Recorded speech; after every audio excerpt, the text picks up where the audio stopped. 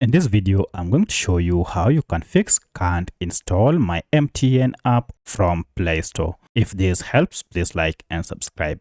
So if you're trying to install MyMTN app and you are unable, then follow these steps to fix this issue.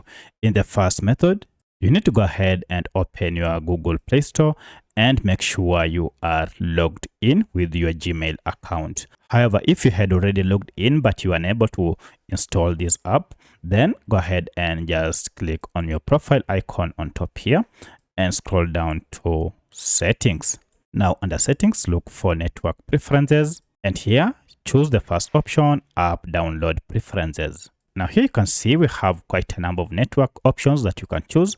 Go ahead and choose the first option over any network and then tap on OK. This will ensure that you can download the app with the current network that you are connected to. Now, in most cases, this should be able to fix your problem. However, if you're still experiencing any challenge, then the problem might be with Google Play Store. For this, we need to go ahead and troubleshoot Google Play Store, and for that just go to Play Store app, long press on it, and you should see app info. If you can't see this app info option, you should see a settings gear or even the app name. Just tap on it and this will take you to Google Play Store app information page. From here, we need to go ahead and clear the app data, more especially the cache data. So if I go to storage here, you can see we have this data stored by this app.